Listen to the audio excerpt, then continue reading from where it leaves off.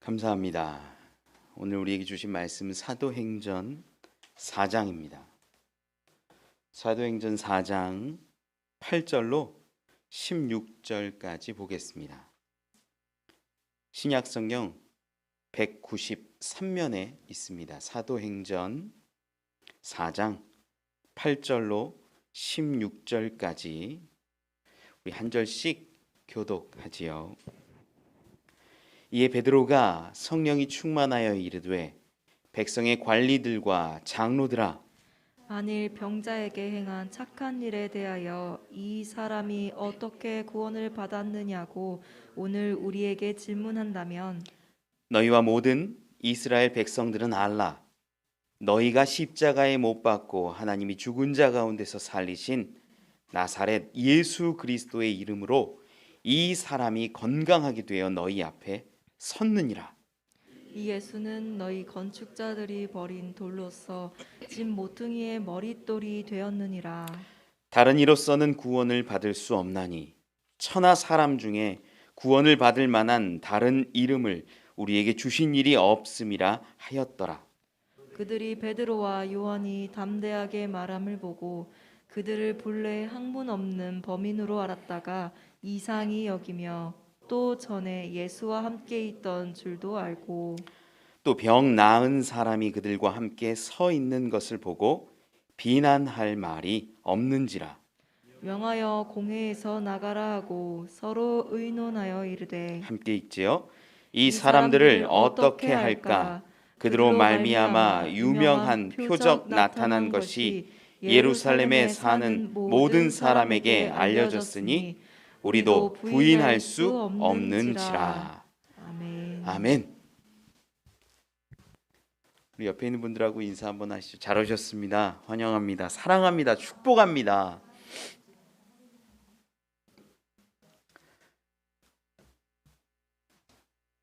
이 안과 질환 중에 이 시야 암점증이라는 게 있어요.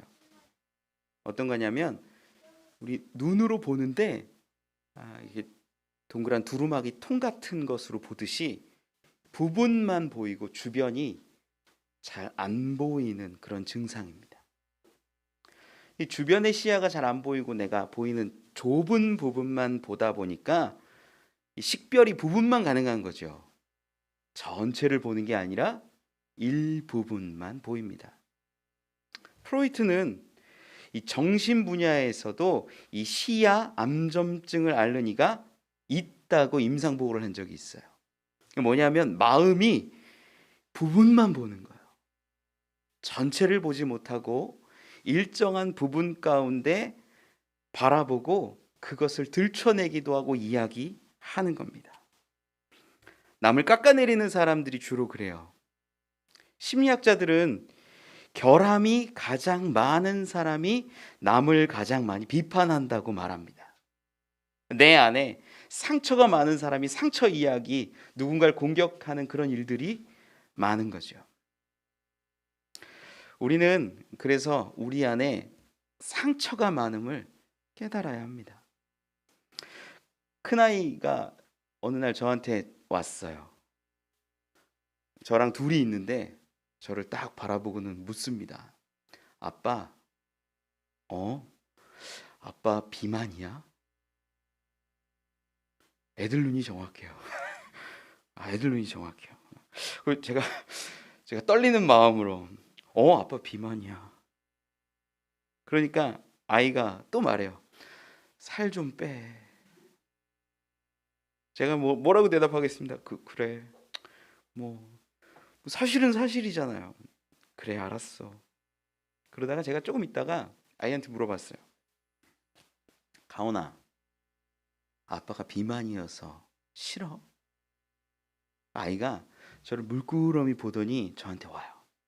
저를 꼭 안아주고 하는 말이 그래도 아빠가 제일 좋아. 그러는 거예요. 여러분 그 기쁨 아세요? 나는 부족한데 나를 사랑해주는 누군가가 있다는 거.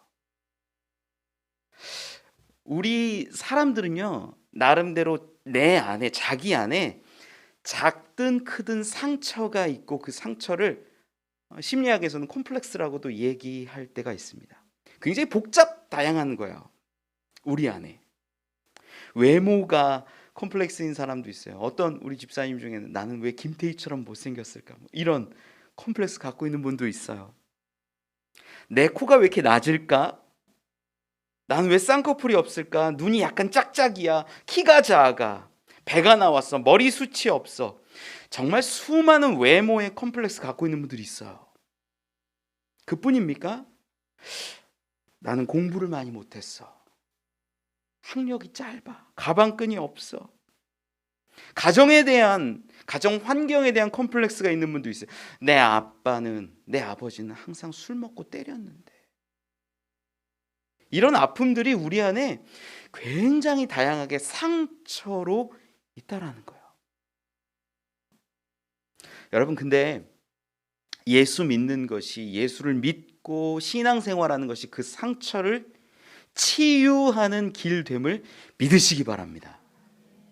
오늘 우리 예수님을 믿는 사람들, 오늘 본문에 나오는 이 사도, 제자, 이 베드로가 요한이 주로 등장하는데, 사실 예수님을 따라다니던 제자들에게 십자가는요, 컴플렉스예요. 적어도 예수님이 십자가에 돌아가신 그 금요일 오후부터 시작해서 온전히 그 안식일, 그리고 주일날 돼가지고 새벽에 예수님의 부활을 바라보고 인정하기 전까지는 십자가가 뭐냐면 컴플렉스인 거예요. 내가 지금까지 메시아인 줄 알고 따라다녔는데 죽었어. 나 이분이 정말로 이 세상을 바꾸고 하나님 나라를 이룩할 줄 알았는데 죽었어. 부활을 알지 못했던 그때, 부활을 경험하지 못했던 그때, 주일 새벽에 예수님 만나기 직전까지만 해도 이들은 십자가가 뭐예요? 마음 가운데 상처요, 컴플렉스였어요. 그러니까 예수님 만나기 직전까지도 이들이 어디 있었냐? 문 걸어 잠그고 어느 집에 이렇게 모여 있기도 하고, 두려운 거예요. 내가 잡혀가면 어떡하지? 이것도 두렵지만, 야, 내가 지금 몇 년을 예수님을 따라다녔는데 이렇게 허망하게 예수님이 사라져버리면, 죽어버리면 우리 어떻게 해? 집에 돌아가면 난 이제 뭐라고 얘기를 하지? 가족들이 만약에 있다면, 야, 너 3년 동안 그렇게 예수라는 사람 쫓아다니더니 그냥 죽었다며. 이 말 어떻게 감당하지? 내 믿음은, 내 신앙은, 그 세월은 어떻게 되는 거지? 얼마나 두렵겠어요.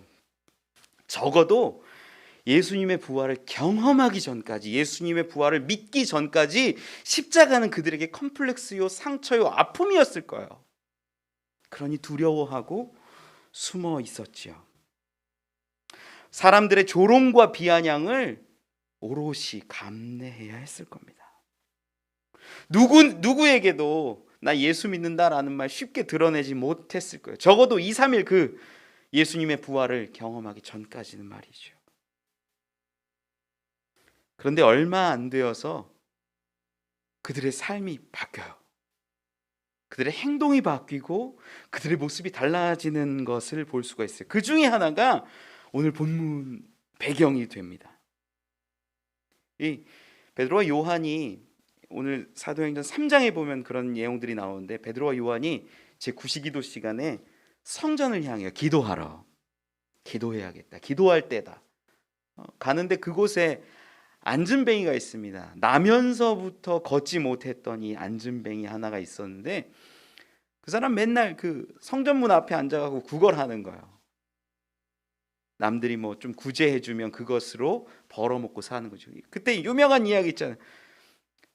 내게 줄 은과 금은 없지만 나사렛 예수 그리스도 이름으로 일어나 걸으라. 그 말 듣고 그가 벌떡 일어납니다. 걷고 뛰고 찬양하는 일들이 일어난 거예요. 기도하고 나왔을 때 이 안진뱅이가 이 베드로와 요한을 잡고 뭐 이야기하려고 치니까 뭐 감사를 표현하던 어떤 그런 상황이 있으니까 그제서야 베드로와 요한이 담대히 복음을 전하기 시작해요. 과거에는 십자가가 상처였고 두려움이었고 도망의 근거였는데, 이제는 그때 막 얘기하기 시작하는 거예요. 사도행전 이 3장 12절과 16절을 보면 이런 말씀들을 해요. 이스라엘 사람들아, 이 일을 왜 놀랍게 여기느냐? 우리 개인의 권능과 경건으로 이 사람을 걷게 한 것처럼 왜 우리를 주목하느냐? 그 이름이 너희가 보고 아는 이 사람을 성하게 하였나니 예수로 말미암아 난 믿음이 너희 모든 사람 앞에서 이같이 완전히 낫게 하였느니라. 예수로 말미암아서 그 믿음으로 인하여서 이 사람이 이제 걷게 되었다라고 설명하는 거예요. 복음을 전하고 있는 거죠. 야, 놀랍게 여기지 마. 너희가 죽였던 그 예수, 그 예수의 이름으로 이가 믿음으로 인하여서 걷고 뛰고 찬양하게 된 거야 라고 설명하는 거예요. 사실 이 상황 가운데 사람들이 막 웅성거리고 난리가 난 거죠. 못 걷던 사람이, 날 때부터 못 걷던 사람들이 걷게 됐으니 얼마나 성내가 소란스러웠겠습니까? 이 베드로와 요한이 그때 잡혀서 구금당했다가 다음 날 이 제사장들과 함께 대화하던 이야기가 오늘 본문이에요. 오늘 본문 바로 앞절 보면 4장 7절에 이렇게 기록해요. 너희가 무슨 권세와 누구의 이름으로 이 일을 행하였느냐? 대제사장이 제사장 지파들과 함께 사람들과 문중들과 함께 다 같이 이 베드로에게 묻고 따지는 겁니다. 너 무슨 일로 누가 권세를 줘서 이 사람을 걷게 하고 뛰게 하고 찬양하게 했느냐? 그때 베드로가 고백합니다. 만일 병자에게 행한 착한 일에 대하여 이 사람이 어떻게 구원을 받았느냐고 오늘 우리에게 질문한다면 너희와 모든 이스라엘 백성들은 알라. 너희가 십자가에 못 박고 하나님이 죽은 자 가운데서 살리신 나사렛 예수 그리스도의 이름으로 이 사람이 건강하게 되어 너희 앞에 섰느니라. 이 베드로와 요한 옆에는 날 때부터 걷지 못했던 유명한 그 병자가, 평생 앉아있던, 주저앉아있던 그 병자가 서 있고 앞에서 대제사장이 묻고 있었는데 얘기하는 거예요. 예수 그리스도, 나사렛 예수 그리스도의 이름으로 이 사람이 건강하게 되어 너희 앞에 섰느니라. 그러고 나니까 이 대제사장과 관리와 장로들이 반응하는 게 14절 마지막 16절 마지막에 나오는데 이렇게 말합니다. 비난할 말이 없는지라. 우리도 부인할 수 없는지라. 증거잖아요. 예수 그리스도 이름으로 선포했고 전했는데 이 사람이 걷게 된 게 증거로 나타나니까 그걸 대제사장과 수많은 사람들이 보고 있으니까 부인할 수 없고 비난할 말이 없었던 겁니다. 예수를 경험하고 담대히 증거하는 자에게 이러한 기적과 능력이 나타나는 줄 믿습니다. 우리에겐 상처일 수도 있는데 그것이 담대히 전하고 믿음으로 전할 때는 능력이 된다라는 거예요. 우리에게 있는 상처, 내가 예수 믿는다고 말할까 못할까? 말하면 뭐라고 할 것 같은데, 비난할 것 같은데. 아니에요. 오늘 말씀을 통해서 우리가 힘 얻었으면 좋겠어요. 예수를 증거하는 것이 어떤 것인지, 예수를 증거하는 것이 얼마나 귀하고 복된 일인지 우리가 함께 나누길 원합니다. 첫 번째는 선한 일 속에서 예수를 증거하라는 것입니다. 베드로는요, 부족한 사람이에요. 못 배운 사람이에요. 제가 어부들을 비난하거나 혹은 이렇게 얕잡아 보는 게 아니라 그 당시에 이제 그 당시 상황 가운데 대하던 인식에 대한 이야기입니다. 2000년 전에는 노예도 있었던 상황이에요. 귀족도 있고 왕도 있었던 시대예요. 그 시대에 어부라 함은 존귀히 여김을 받는 자는 아닙니다. 글자도 모르고 공부도 못했던 사람일 겁니다. 사회적 약자면 약자지 결코 능력이 있었던 사람은 아니에요. 그런데 그가 예수님을 십자가에 못 박은 수많은 사람들 앞에 서 있어요. 그 옆에 누가 있어요? 기적 가운데 일어나지도 못하던 자가 서 있고 걷고 뛰는 모습과 함께합니다. 이 베드로의 고백, 우리 9절 10절 말씀 정말 가슴 뛰는 고백인데 같이 한 번만 읽어보죠. 오늘 9절 10절 말씀 시작. 만일 병자에게 행한 착한 일에 대하여 이 사람이 어떻게 구원을 받았느냐고 오늘 우리에게 질문한다면 너희와 모든 이스라엘 백성들은 알라. 너희가 십자가에 못 박고 하나님이 죽은 자 가운데서 살리신 나사렛 예수 그리스도의 이름으로 이 사람이 건강하게 되어 너희 앞에 섰느니라. 조금 전에, 얼마 전만 해도, 며칠 전만 해도 예수님을 십자가에 못 박았던 자들 앞에서 하는 이야기치고는 너무 담대하지 않습니까? 조그만 꼬투리 하나만 있어도 나를 잡고 옥에 가두고 십자가형에 처할 수도 있는 사람들 앞에서 이야기하는 것 치고는 정말 대담한 것 아닙니까? 그런데 베드로는요, 이 가운데 수많은 사람들 앞에서 이야기하는데 예수 그리스도를 증거하고 있다라는 거예요. 겉으로 보면 예수의 이름에 힘입어서 한 것은 맞는데 내가 일으켰다, 내가 능력을 주었다라고 말할 수도 있어요. 그런데 그는 알았어요. 베드로는 깨달았어요. 이 능력을 주시고 이 사람이 일어나게 된 것이 예수 그리스도, 그 이름을 믿는 믿음 가운데 일어났다는 것을 알았다는 거예요. 그 이름을 고백하고 찬양하고 있습니다.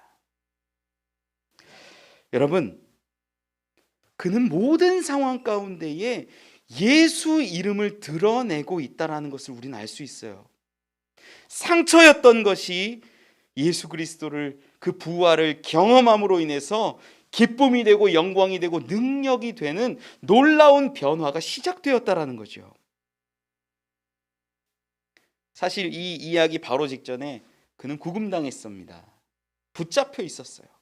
사람들이 막 웅성웅성대고 제사장들이 보기에는 사람이 부활했다, 예수 믿는 자가 부활한다, 뭐 이런 말을 들으면 싫어해서 이 베드로 구금당했었거든요. 근데 구금당했다가 풀려난 뒤에 하는 고백, 그 무엇도 두렵지 않고 그 무엇도 걱정되지 않는 모습이라는 거예요. 저는 여러분들께 좀 여쭙고 싶어요. 여러분들은 예수를 믿는다고 하는데, 교회 나오고 신앙생활 한다고 하는데 얼마나 예수님의 이름을 드러냅니까? 우리가 얼마나 예수 이름을 고백하고 그분께 영광 돌립니까? 어떤 사람들은 잘된 것은 내 탓이고 내 능력이고 내가 잘해서 그렇고, 문제가 생기고 어렵게 되고 안 되면 하나님이 왜 나 안 도와줘, 왜 문제 해결 안 해줘 라고 말하는 사람들도 있습니다. 우리의 선한 일 가운데, 드러나는 열매 가운데 사람들이 알게 된다면 이 선한 열매, 착한 일로 인하여서 우리는 예수 그리스도를 높이고 예배할 수 있음을 깨달으시기 바랍니다. 오늘 본문 말씀 16절에 기록해요. 그 이름을 믿음으로, 그 이름이 너희가 보고 아는 이 사람을 성하게 하였나니 예수로 말미암아 난 믿음이 너희 모든 사람 앞에서 이같이 완전히 낫게 하였느니라. 지금 베드로가 고백하는 걸 보세요. 이 사람이 나았다, 야 능력을 받지, 나를 따라라, 나를 믿어라, 내가 뭘 가르치겠냐, 예수를 가르치기, 이게 아니라 오직 그냥 예수 그리스도를 높이고 그분께 영광을 돌리고 있다라는 거예요. 여러분, 우리의 삶에서 선한 일이 생겼을 때 하나님이 하셨어, 하나님이 이루셨어, 예수 그리스도 그분께서 해주셨어 라고 고백하는 것이 예배됨을 믿으시기 바랍니다. 진짜 힘과 능력은 오직 예수께 있음을 베드로는 깨달았고 그것을 고백함으로 지금 하나님께 영광을 돌리고 있다라는 거예요. 우리의 고백이 하나님 부족해요, 하나님 더 주세요, 아파요, 어려워요, 그런 고백하지 말고 이제는 작은 열매 작은 선한 모습 가운데 하나님 감사합니다, 하나님 찬양합니다, 하나님께 영광 돌립니다 라는 고백이 채워져야 한다라는 것이지요. 우리 짧은 영상 하나 좀 보았으면 좋겠는데, 우리 영상 볼 수 있을까요? 한번 보죠.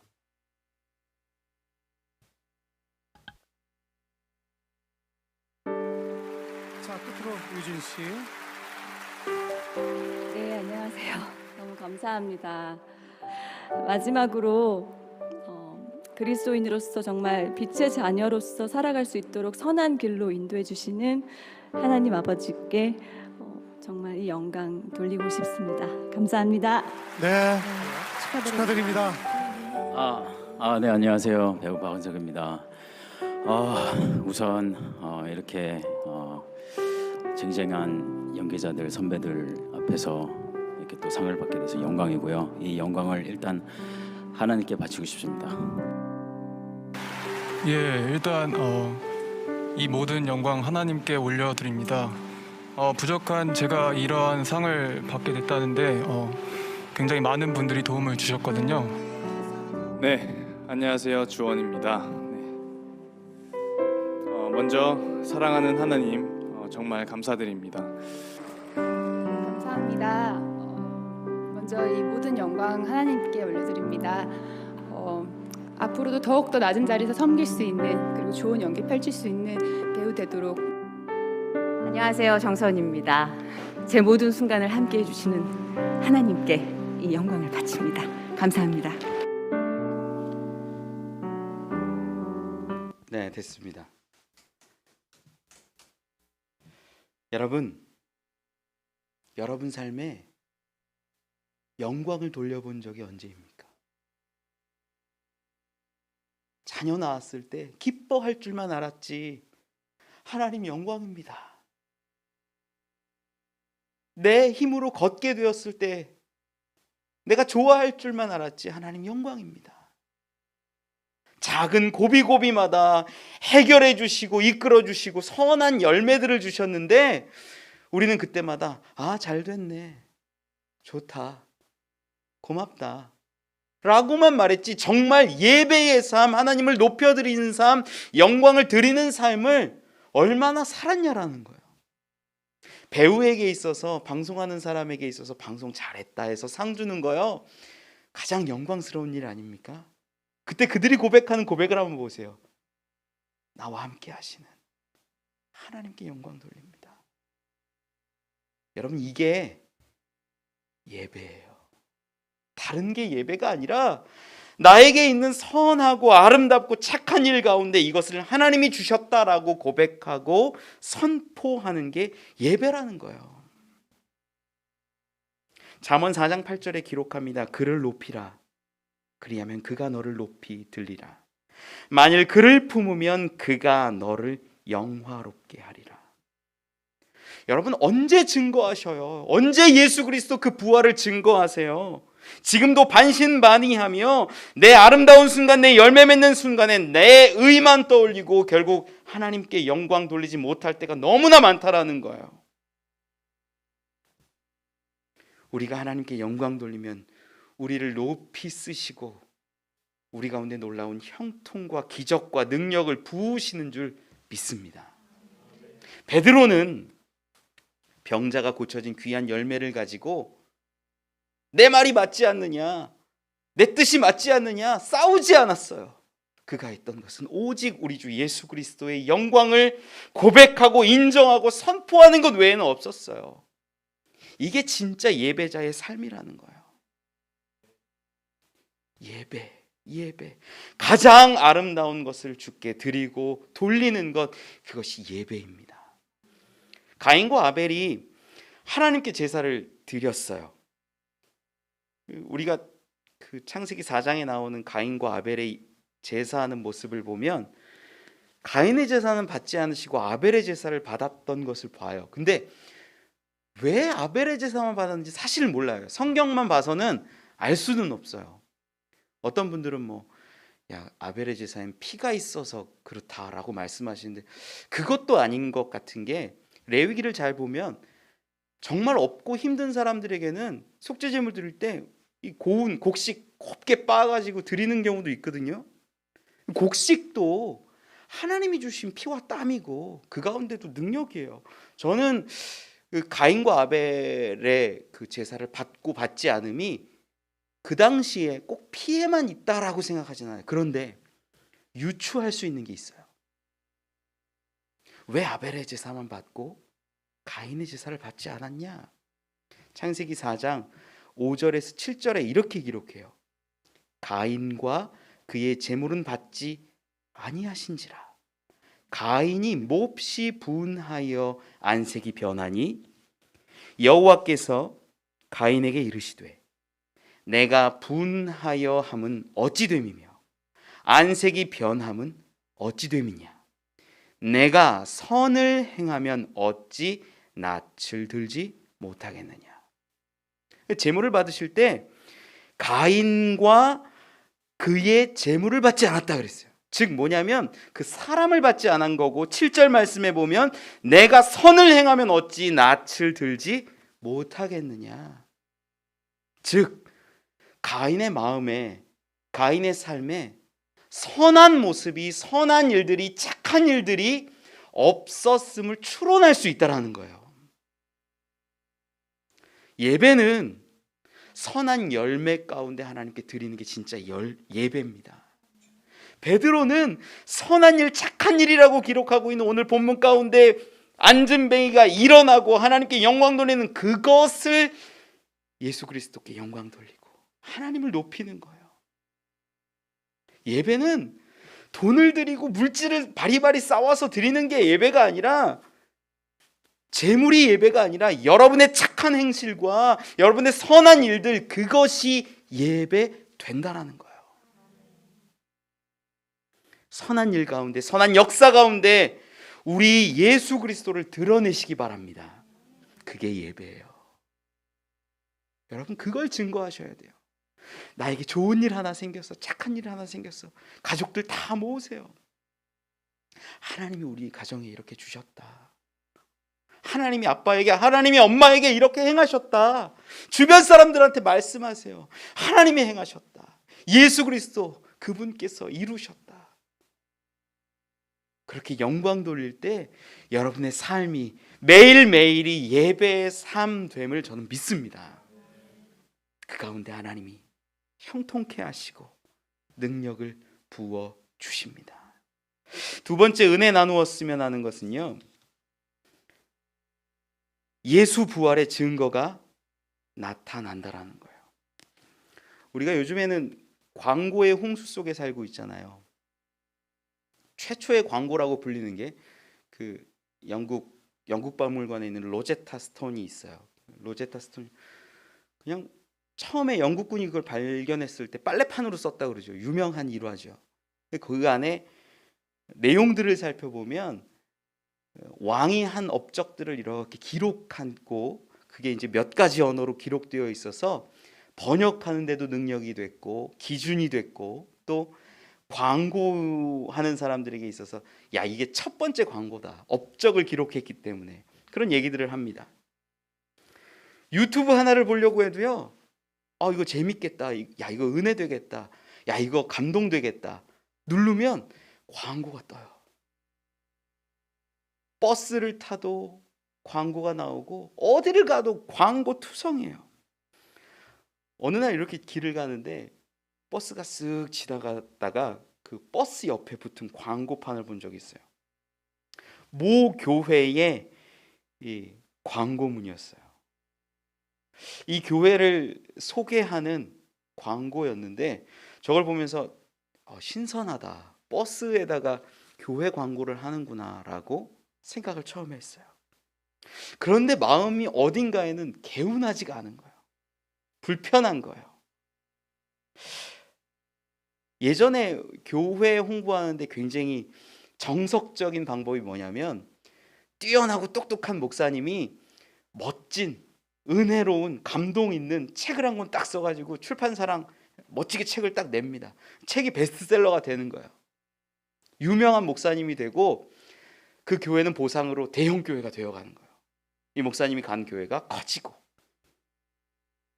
저는 이게 건강한 방법이라고는 생각하진 않아요. 언론이, 출판사가 어떤 교회나 프로그램, 목회자의 이 모습들을 만들어서 자신들의 이익을 창출하고 목회자와 교회가 이 대형화되고 상승하는 그런 선물을 받는 거였지요. 그런데 여러분, 교회는 상품이 아닙니다. 교회 홍보하지 마세요. 우리 교회도요, 어디 가서 좋다고 하지 마세요. 여러분께 말씀드려요. 분명하게 우리 교회 좋다고 하지 마세요. 교회가 좋다라고 얘기하면요, 누군가의 눈에게는 안 좋은 게 보여요. 누군가에게는 부족함이 보여요. 야, 그 교회 작더라. 야, 그 교회 별거 없더라. 사람만 많아가지고. 진짜 우리가 해야 할 건 뭐냐? 예수 그리스도. 예수 그리스도, 그분을 고백하고 선포하는 그것이 전도예요. 홍보와 전도는 달라요. 야, 우리 교회 목사님 그래도 젊어. 가면 인사하면 커피도 막 줘. 그거 좋아하지 마세요. 저는 뭐 100번이라도 드릴 수 있어요. 그게 우리 교회를 홍보하는 일이라면 하지 말라는 거예요. 저는 진짜 우리 속에 드러내야 할 게 있다면, 하나 있다면 그건 오직 예수 그리스도입니다. 교회는 교회를 선전함으로 성도의 수라는 이윤을 추구하는 것이 아니라 그리스도를 증거하며 그리스도의 뜻을 이루는 곳이어야 합니다. 부활한 그 예수님을 만나자 숨어있던 제자들이 나오기 시작했어요. 두려웠는데, 상처였는데, 아픔이었는데 이제 나오기 시작했어요. 그리고 그 경험과 믿음 가운데 예수를 전하니까 기적이 일어나는 거예요. 이 사도행전 3장을 묵상하면서 저는 베드로의 그 부푼 마음이 좀 느껴지더라고요. 성전으로 올라가는데 안진뱅이가 앉아 있는 거예요. 내가 너에게 줄 은과 금은 없지만 예수 그리스도 이름으로 일어나 걸으라. 그 믿음이 어디 나왔을까? 한 번도 성령이 야, 가라, 일으켜라, 외쳐라 이런 기록은 없거든요. 그 믿음이, 그 마음이 어땠을까? 예수 그리스도를 증거하는 데 있어서 그 부풀었던 마음은 누구도 감출 수 없고 누구도 막을 수 없었을 거예요. 베드로는 외칩니다. 선포합니다. 그러니까 정말 일어나요. 예수를 정말 믿고 의지하는 자가 선포하는 그 고백을 우리 하나님이 이루실 줄 믿습니다. 예수님을 십자가에 못 박고 싫어했던 제사장들이 베드로를 가뒀다가 다음 날 질문합니다.